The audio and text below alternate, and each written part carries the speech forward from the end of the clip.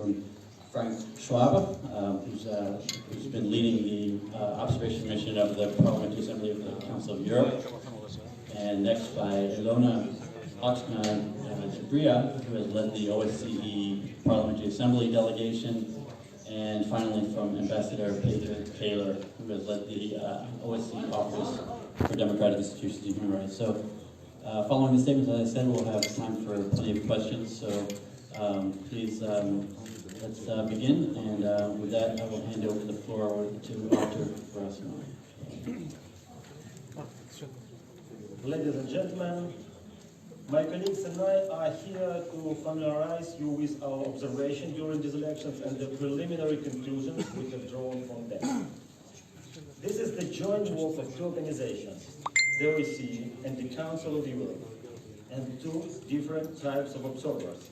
On one hand, the experts of the OSCE ODIHR and the short-term observers provided by the OSCE participating states, and on the other, the parliamentary observers. More than 300 of us have been deployed across the country. The statement that I will read out to you in a couple of minutes is the collective result of our observations. Just a few personal remarks before I start. We are reporting about how the country has been implementing international obligations and commitments, not about its political or economic successes. Ideally, our observation should help to improve the country's conduct of elections. Also, I need to mention that Azerbaijan is burdened by an unsettled territorial dispute that has led to an occupation of a large part of its territory and resulted in a high number of displaced persons who have not been able to return to their homes in 25 years. We, and in particular I, who comes from a country that is currently subject to aggression and occupation, are well aware of that. However, notwithstanding this background, it is the duty of all political actors to develop democracy. Good elections are an essential element of this. Even when an election is well organized and voting is smooth, this doesn't mean that it meets the democratic requirements as laid out in international obligations, commitments, and standards. The prerequisite for a good election is an open society in which political forces can compete freely and an opposition stands a real chance to be the government of tomorrow. When preparing our statement, we have taken all of this into account. I will now read the essence of our conclusions from the much longer statement you will all be able to read at the end of our press conference. My colleagues on podium will add to this. So, the restrictive legislative and political environment preventing genuine competition in the 9 February 2020 early parliamentary elections in Azerbaijan, despite a high number of candidates. Some prospective candidates were denied the right to stand, but candidate registration process was otherwise inclusive. Voters were not provided with a meaningful choice due to a lack of real political discussion. Many candidates used social media to reach out to the voters, but this did not compensate the absence of campaign coverage in traditional media. Instances of pressure on voters, candidates, and their representatives were observed. The election administration was well-resourced and met legal deadlines, and the Central Election Commission made concerted efforts to act transparently and was welcoming towards international observers. However, significant procedural violations during counting and tabulation raised concerns whether the results were established honestly.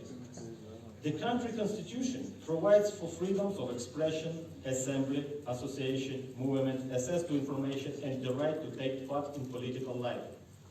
But the primary legislation significantly restricts these freedoms. Many long-standing recommendations on election-related legislation by ODIHR and the Venice Commission, including those related to fundamental freedoms, the media environment, and candidate registration, have yet to be addressed. The European Court of Human Rights has ruled on 23 cases of violations of the right to free elections. None of the rulings has been executed. The number of registered voters in over half of the constituencies deviates from the average by more than what the law allows, effectively undermining the equality of the vote.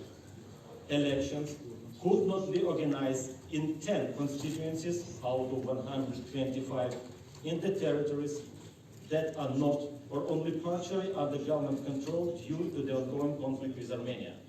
The CEC undertook considerable measures to ensure that IDPs were able to exercise their voting rights. Regarding voter lists, voters were given ample opportunity to verify and request corrections of their own data and query the data of other voters. A difference persists between the number of registered voters as per CEC data and the number of citizens of voting age according to the State Statistics Committee, which is approximately 2 million high. The lack of public information to explain this difference creates mistrust in the accuracy of the voter register. The candidate registration process was overall inclusive, and a total of 1,314 candidates contested the elections. Some 19% of candidates withdrew within the legal deadline. Over half of withdrawals came from self-nominated candidates working in the public sector. The formula for nominating members of election commissions at all levels does not in practice safeguard an impartial and independent election administration. Overall, the election administration at all levels was well resourced and demonstrated preparedness by meeting the legal deadlines despite the short time frame. The sessions of the CEC were open to accredited observers and the media. Decisions were in general adopted unanimously and posted on the CEC website in a timely manner, enhancing transparency. The legal framework for campaign finance is generally in place, but many key provisions, including on donations, oversight, and sanctions, were not implemented, thereby limiting transparency and the effectiveness of the campaign finance system. The dispute adjudication system is comprehensive. Rules of procedure were overall respected, as were adjudication deadlines.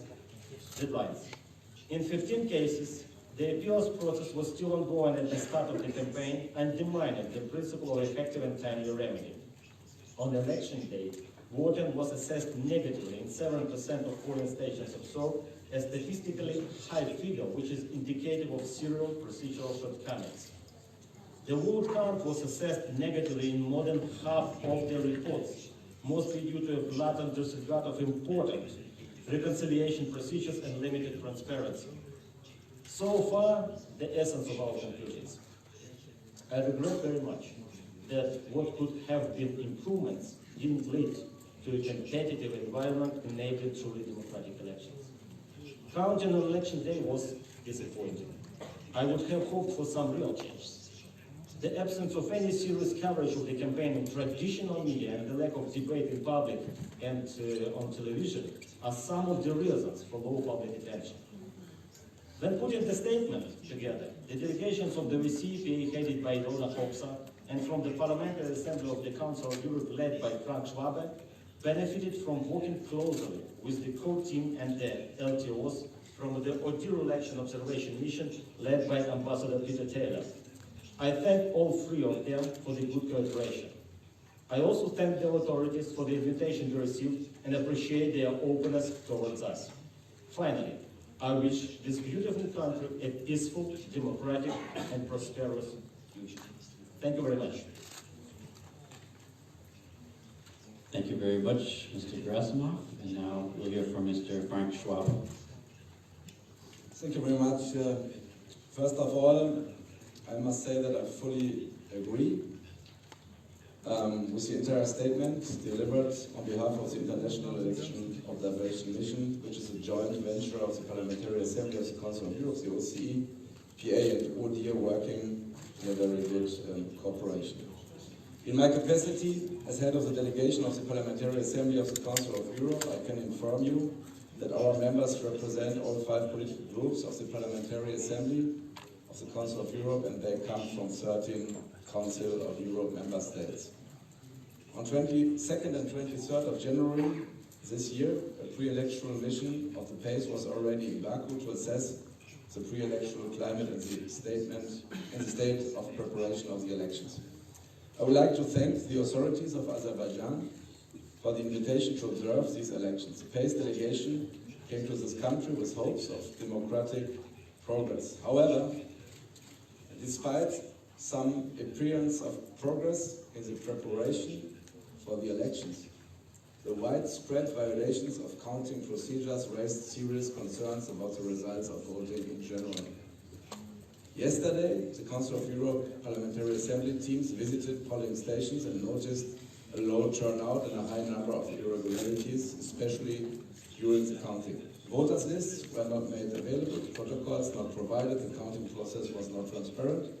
I myself witnessed this and I observed the counting in constituency 30, polling station 9 in Baku, and what I observed myself was also confirmed by my observations of my colleagues, and I have to really say, and I have some comparisons all over the world, it was a worse situation. More candidates were able to present their candidatures, but in the end it seems that, let's call it, they were allowed to run, but they were not allowed to win. However, in contradiction to the judgments of the European Court of Human Rights and repeated requests from the Council of Europe in the cases of Ilgan Mammadov and others, a number of potential candidates were prevented from running.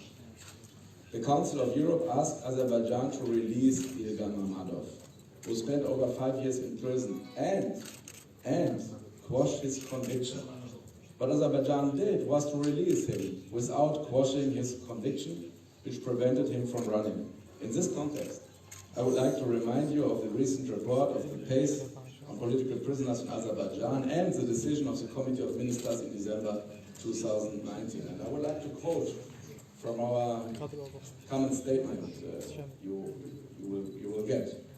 Many long-standing recommendations on election-related legislation by ODIHR and the Council of Europe Commission for Democracy Through Law, Venice Commission, including those related to fundamental freedoms, the media environment and candidate registration, have yet to be addressed. The European Court of Human Rights has ruled on 23 cases of violations of the right of free elections. None of the rulings has been executed, including with regard to the case of Ilgan Mammadov and others, preventing some candidates from running.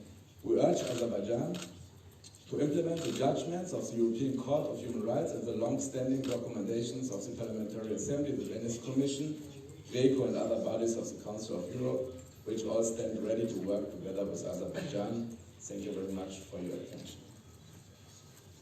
Thank you for that. Now, Ms. Ilona Hartog-Chupian, floor is yours. Thank you very much. First, let me allow to introduce myself. I'm Ilona Hartog, a member of the Parliament of Albania and the head of the OSCE delegation of observers. From the OSCE Parliamentary Assembly, we had 57 observers who deployed to many locations, including Tugania, Ismaili region, Songhai, Baku city, and surrounding region. The warm welcome our observers received here in Azerbaijan was remarkable, and I would like to thank the government and the Azerbaijani people for their hospitality. I would also like to compliment the work and the dedication of our observers and their drivers, interpreters, who continued their duties despite harsh weather conditions and heavy snow. As it was mentioned also by my colleagues, this is a joint effort between the OCOP, PACE and OCPA. In addition to our international election observation mission, we also saw a high level of commitment from domestic observers. At every polling station I visited, including several districts of Baku, Songhai, as well as especially the assigned polling station for ITPs, there were many domestic observers who performed an important role. The dedication that we saw on display from our election observation team, as well as the high level of participation from domestic observers, is a testament to the importance attached to these elections and to the development of democracy in Azerbaijan. Many issues have already been covered by my colleagues, so I would like to focus in particular on the importance of women and youth in the elections, both as voters and as candidates. In these elections, we saw an unsatisfactory level of participation of women candidates. None of 56 registered political parties is headed by a woman, and only 21% of candidates were women. There are no legal requirements to promote women candidates. This, of course, has impact beyond elections, and is certainly the case in Azerbaijan, where women are underrepresented in public life, holding just 26 in the outgoing parliament, 2 out of 15 posts of a chairperson of state committee, and no ministerial posts. Concern about women political participation in Azerbaijan has been also raised by the UN Committee on Elimination of Discrimination Against Women, and I would reiterate that greater efforts are needed to promote the participation of women in public and political life, and also to increase youth engagement. This could go a long way towards strengthening Azerbaijan democracy as a whole. I noted that promoting opportunities for youth engagement in public life was one of the themes of the political campaigns during these elections.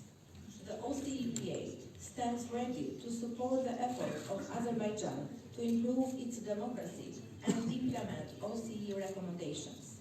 At the end of the day, elections should be an opportunity to bring new ideas and fresh energy into political discourse. In order to make that a reality, comprehensive reforms and greater political will is needed here. I truly hope that our continued cooperation and turning it into joint efforts to tackle the fundamental problems noted in these elections. The OCEPA is ready to assist in this process and to continue our dialogue on the future development of the country's democracy. Thank you for that. And Ambassador Taylor.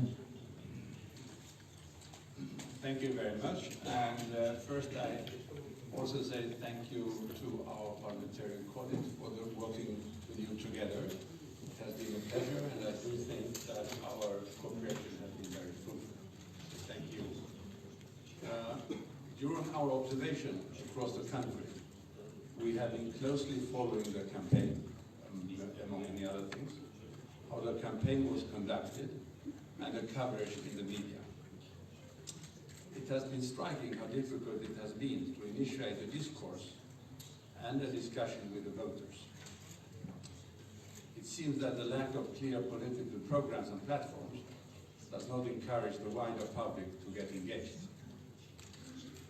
Discussions between people of different convictions and ideas are necessary to create a vibrant exchange of views that could lead to such engagement. Yesterday, we could observe election day procedures all over the country, except, as already been alluded to, in a few places where the weather didn't cooperate neither with us nor with the voters. And information on election day is very much based on the assessment and the information that we got from our observers. This leads me also to another observation. Just like you, I have seen, read, and heard multiple statements on yesterday's election from a variety of foreign guests in Azerbaijan. I would argue that what distinguishes our international observation mission from many others is the credible and detailed methodology that we have developed as a result of conducting almost 400 election observation missions in the OSCE participating states. And we do focus on electoral process during a long period, before, on, and after election day.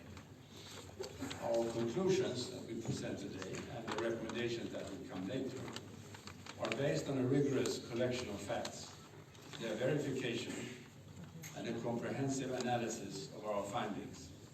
And I have the advantage of having expert knowledge of international standards in my team, and I can assure you an absolute impartiality of our work.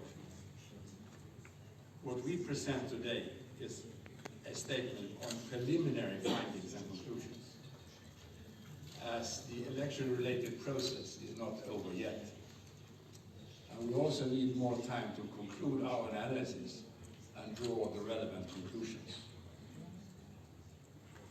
Azerbaijan is a participating state of OSCE, and in line with its obligation, the election observation mission was invited for these elections. But the cooperation doesn't end with the end of our mission. the OSCE Office for Democratic Institutions and Human Rights stands ready to continue your cooperation and look forward to the follow-up mission after the final report due in a few months' time and in line with our methodology. I would also like to add a genuine and special thank you to the staff of the Central Election Commission for enduring our many requests for information and finding time to meet with us in spite of a heavy workload. The same goes to many other institutions, members of different political parties, civil society, media representatives, members of the international community, and many others, not only in Baku, but around the country, who have received us, who have received our colleagues, and we also want to thank for the sharing with us their ideas and their information.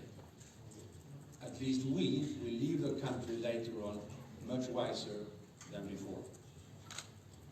And finally, I would like to add a very special warm thank you to my own staff in the core team, the international staff and the national staff.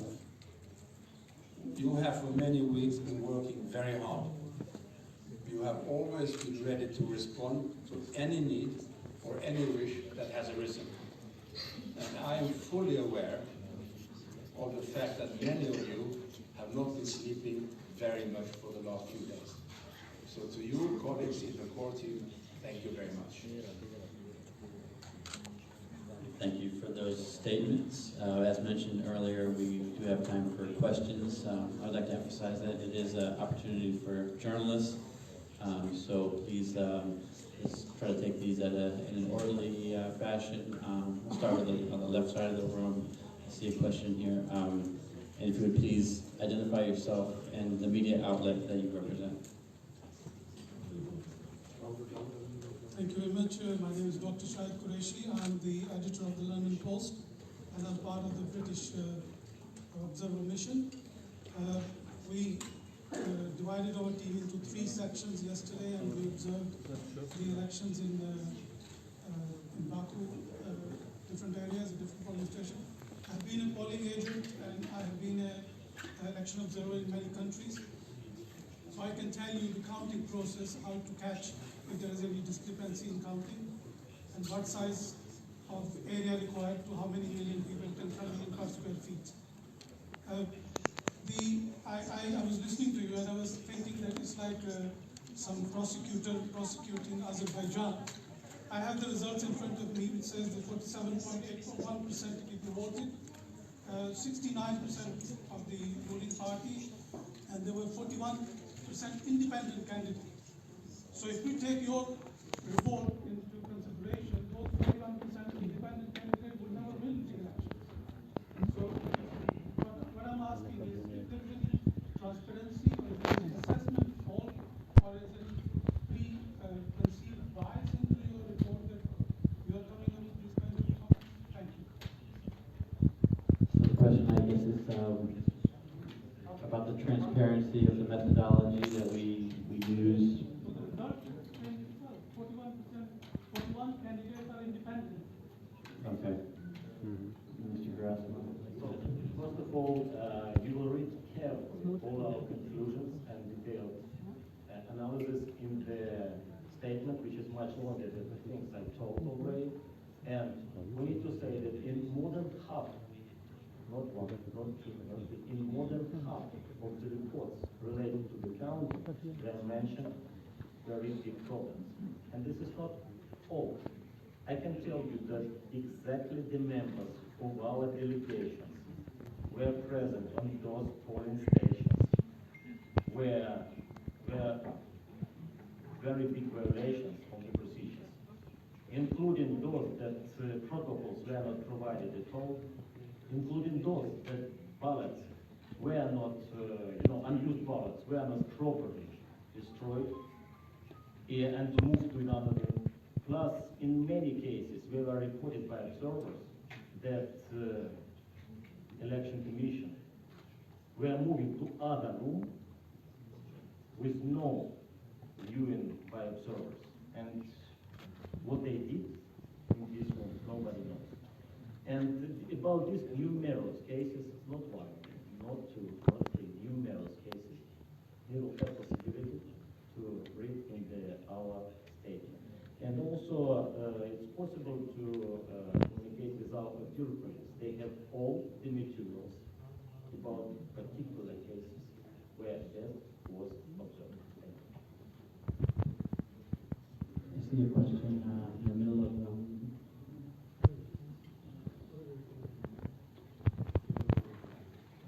Teşekkür ederim.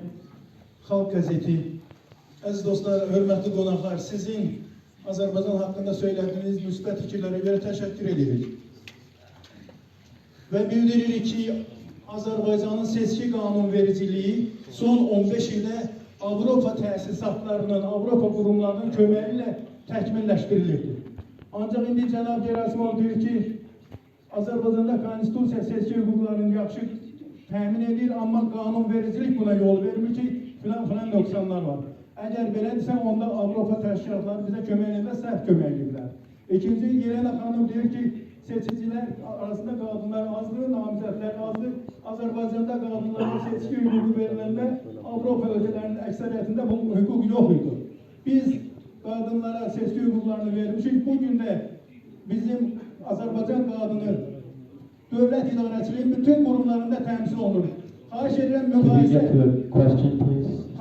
müqayisə eləsiz Avropa ölkələrlə müqayisədə Azərbaycan qadınlarının iştirakı necə, dövlətçilikdə iştirakı hansı müqayisə forması var?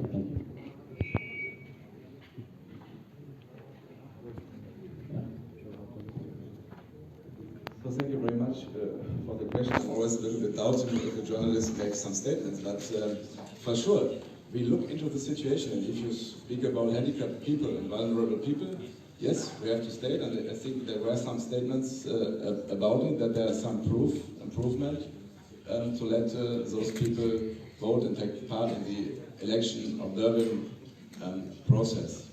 But again, it's not about criticize one country. It's about standards and values and rules.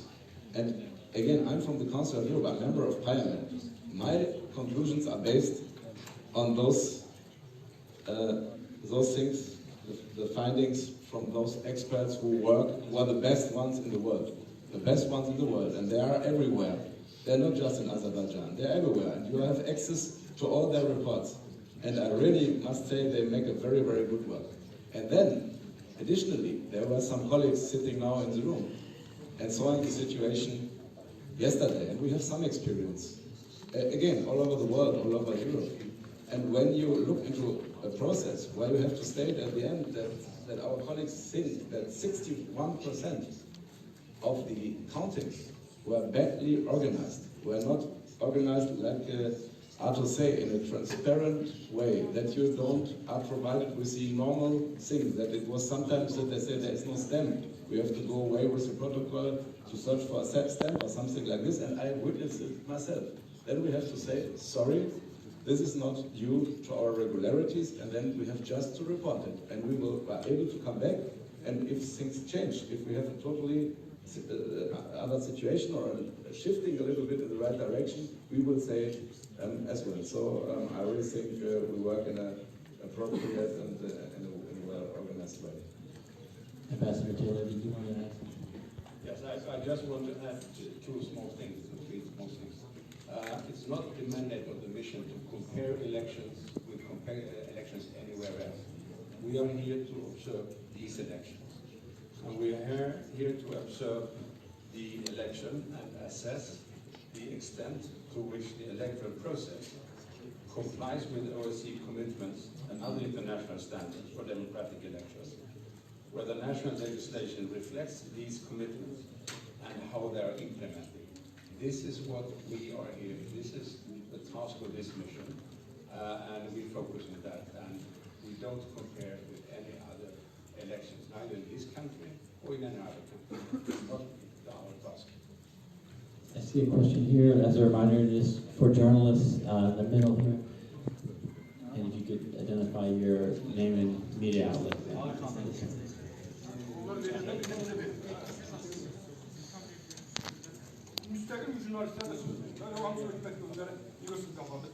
Ərik Smet Pedalov Xalq Qəzeti. Mənim sualım Artur Gerasimova və Frank Şivakerdir. Deməli, siz bəyanatda deyirsiniz ki, Azərbaycanda 7 dairədə seçki keçirilmir. Bu, Azərbaycan hakimiyyətinin qismən nəzarətindən kənardadır. Siz niyə demirsiniz ki, bura Ermənistanın işğal etdiyi ərazilərdir və 30 ildir bizim ərazilərinin işğal altındadır. Siz bunu gizlədirsiniz. Niyə bunu demirsiniz? Sizin yalanınız Azərbaycanın hakimiyyətinin qismən kənarda deyil. Bu sizin uydurmanızdır. Siz niyə demirsiniz ki, Ermənistanın işğal etdiyi ərazilər? Növbəti sualım Şivak cənablarınadır. Siz deyirsiniz ki, gəlib burada bir nəfər tapmışsınız, İlqar Məmmədovun seçki hüququ pozulub. Siz niyə görmürsünüz ki, Azərbaycanda 1 milyon artıq seçkinin seçki hüququ pozulub? İşğal altını Ermənistan işğal edib bizim ərazilərimizi Azərbaycanlar qapçın köçüdür. Siz niyə onu demirsiniz? Özünüz insan hüquqlarına məşğul olan bir təşkilatsınız. Niyə bu yalanları, bu ikili standartları qabardısınız? Bunu nə vaxtınızla davam etdirəsiniz? Xahiş icra edin.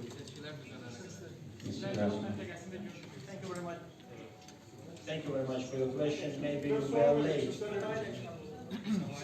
Please, give him a chance to answer. You are not interested in He's answering your question.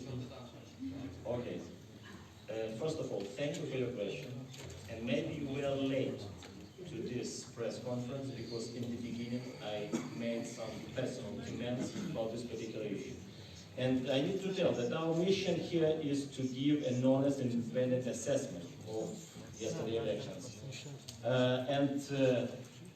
When we're speaking about Nagorno-Karabakh, I not only provided the personal comments about this, and I not only provided the particular points which were mentioned in the statement. I need to say also that Nagorno-Karabakh is regularly raised within the OSCE Parliamentary Assembly, and I encourage you to look at our previous declaration on this, available on our website. Thank you. All right, let's try this side of the room. I have a question right here. My question is to Frank Schwabe. I'm a journalist of the CBC TV channel, the local channel.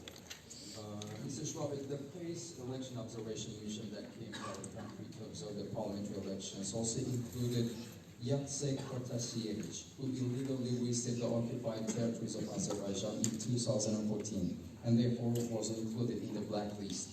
Don't you think that Baku can take this as a step towards Azerbaijan's territorial integrity? In general, when will PACE make the necessary adjustments to its rules of conduct regarding the persons committing such illegal acts against the territorial integrity of states?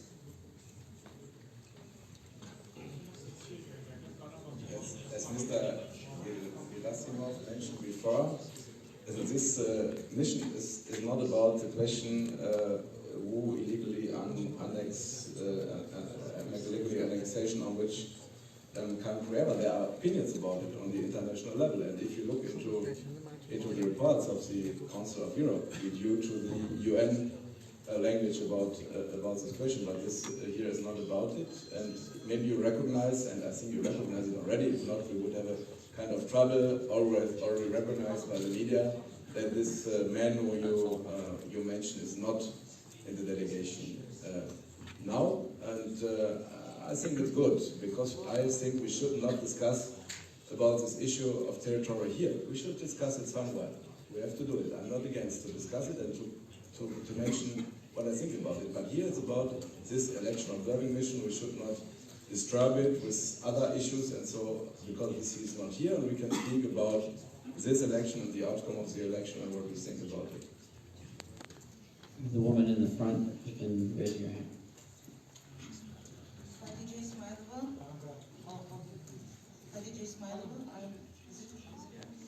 I'm from Organized Crime and Corruption, and I have two questions. One, is there any result, like any particular constituency, where observing brought you to the opinion that it cannot be considered legal, the results cannot be considered legal, and they have to be there should be another voting in that constituency? Can you say that about any particular constituency? And second question is, given that parliamentary assembly, gentlemen from parliamentary assemblies and the lady, you will share the assembly with the parliament members who are elected this way.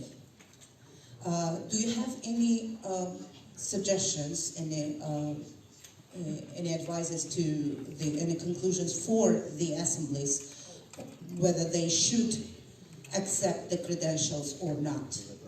So do you think assemblies should reconsider accepting credentials procedures regarding the countries that have such kind of elections? Ambassador Taylor, would you like to take that? Allow me to answer the first one, because that's the issue about the methodology. We do observe these elections. We assess, again, what I said, but we are not election police. If there are transgressions, it's up to the local authorities to take these decisions. At the same time, we don't legitimize the result. We are not in the business of legitimacy. So the question should not be directed to us, because this is not within our mandate. Answering your second question, I need to say and prove what Peter, Ambassador Taylor, just said.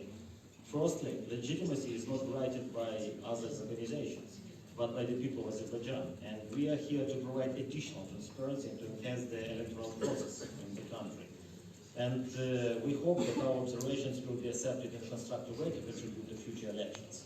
But legitimacy, I want to repeat, Ambassador Taylor, is provided not by us, but by the people of Azerbaijan. Thank you. Mr. Schwab.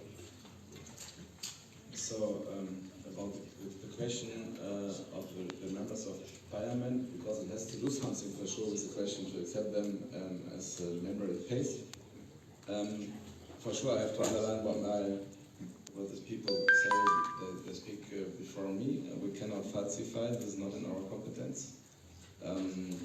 Election results, and I don't know what would be the outcome. I just can say what I see myself. And I was witness at this constituency number 30, myself in polling station number 9, but there were other polling stations around as well where I have concerns about the counting process and how it works. And but at the end, I just can state this. What does it mean? It's up to the country to deal with it. What's the question?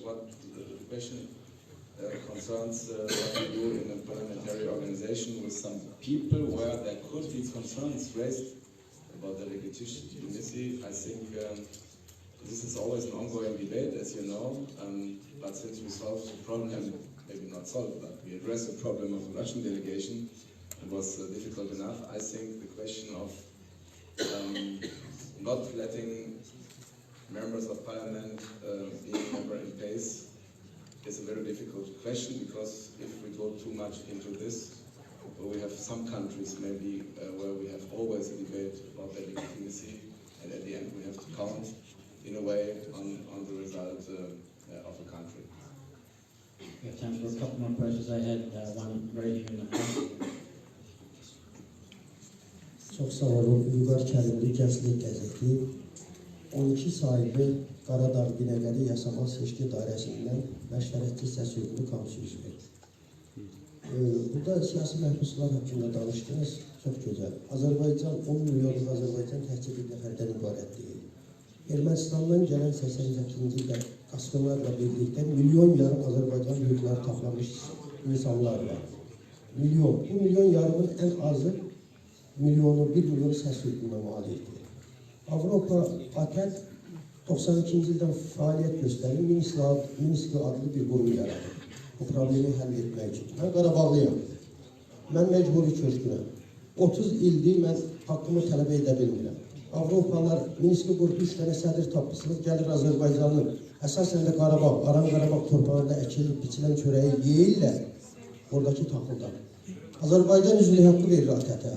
Siz həmin üzvlü haqqı hesabına, Azərbaycan xalqının vergiləri hesabına toplanmış pul hesabına siz burada əyləşib bu çörəyi yeyirsiniz. Haqqı deyil.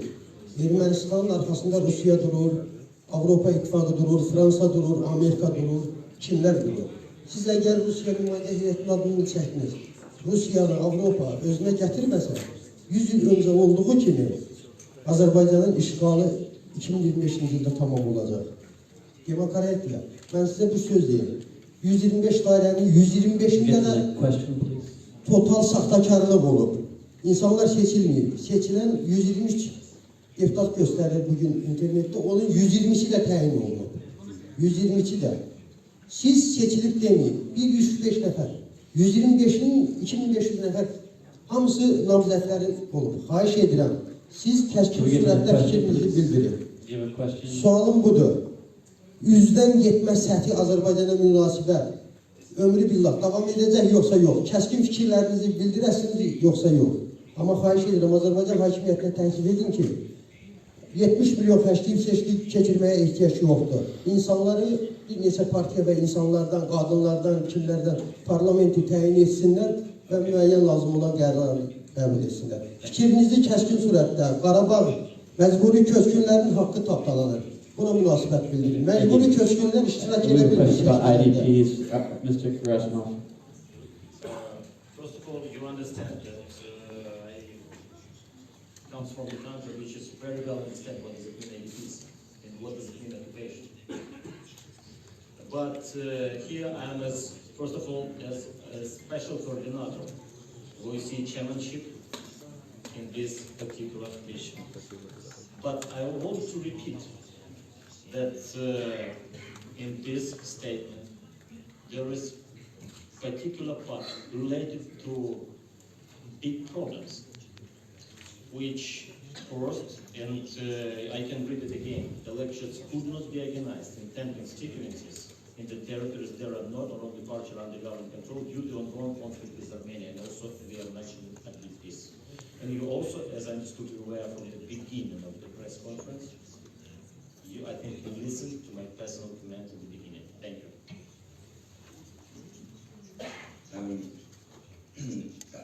Maybe the translation was not right, but it's not in the capacity of PACE to decide who is elected or not elected in a country. And I say already to Ms. Khadija Ismailova that I'm skeptical about the question not to accept in a parliamentary assembly members of the country where maybe there are concerns about the election process. I don't know to what it will lead. About the question of Nagorno-Karabakh, I respect fully the position of Azerbaijan on the situation, and if I would go to Nagorno-Karabakh, I was never there. I would respect your rules, how to go there. And the problem of IDPs is for sure a very big problem for this country, and it's good that you challenge it and you face it and you deal with this question, and I'm impressed. But again, this is not in the purpose of our mission here. It's not about this, it's about an election process and observation. Because of this, I mentioned the report and the decision on political prisoners, because there were some political prisoners, I think some are here in the room, who are free now, but they are not in the capacity and they have not the possibility to run against a clear judgment from the European Court of Human Rights. Well, every country, Azerbaijan, Germany, Ukraine, Albania, whoever, we have to represent it. Nothing more, and I just underline that the whole organization of Council of Europe asked and really urged the country of Azerbaijan to respect this ruling of this court. Something regarding also the OC Parliamentary Assembly. As also I mentioned in my speech, we really hope for continued collaboration between the OCPA and Azerbaijan, which is member, and definitely we can work together to tackle the problems and to continue our mutual collaboration. Just one more question, Ms. Sullivan. Hi, I'm from Azerbaijan Television. Members of the OSCE Observation Mission following the progress of election issued statements in the press on February 9th. Observers from the OSCE Parliamentary Assembly, if I am not mistaken, Alexandra Daborian, Ahmed Rajabov, and others, said they had not observed anything negative and no election violations were registered. But the conclusions in your today's report is in direct contradiction with the views of your own observers. How can you explain this contradiction? Thank you.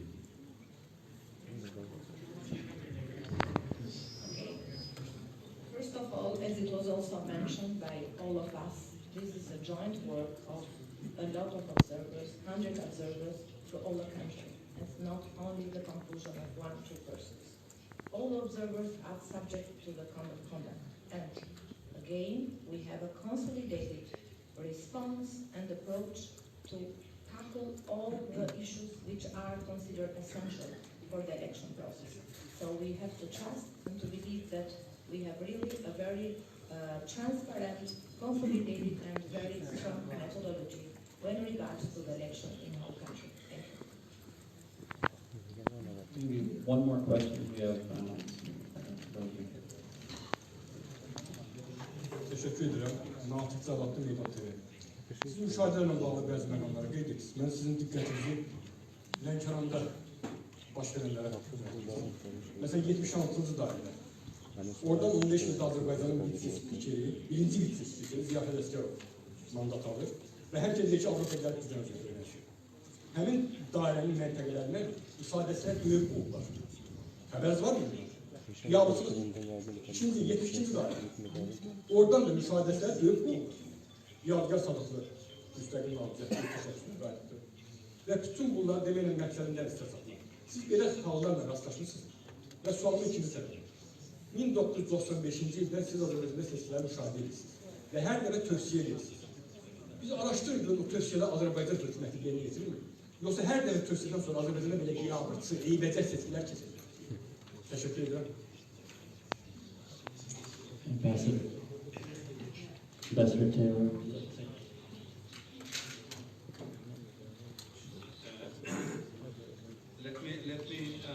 Let me speak about the issue about the recommendations. One has to understand the role of these recommendations. It's after our assessment, and when you read the text, you will note that we, in the preliminary statement, clearly said, as has already been mentioned, that many long-standing recommendations on election-related legislation by ODIHR and the Council of Europe, the Venice Commission, including those related to fundamental freedoms, the media environment, the candidate registration, have yet to be addressed. Those are recommendations which ODIHR offers to the stakeholders in Azerbaijan. It's up to the stakeholders to decide how to use them. The ODIHR stands ready to continue the engagement and discuss this issue, but it's up to the authorities and the stakeholders of this country to address the recommendations. Mr. Schwab.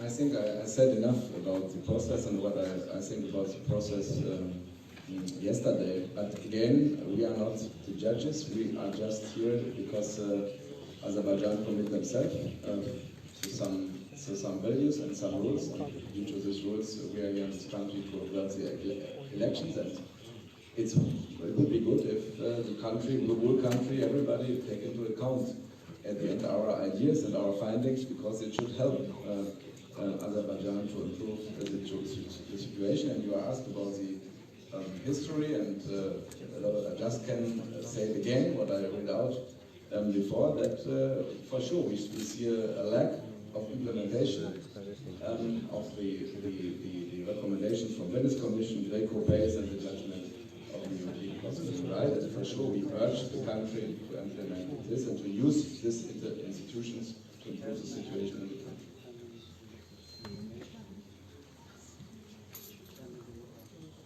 I believe that's all the time we have, so I'd like to thank you all for coming. If there are more questions, you can come up to the podium. There's also the statement is available outside of the room, which should address a lot of the issues you might have. And I would also like to announce that in 5 weeks or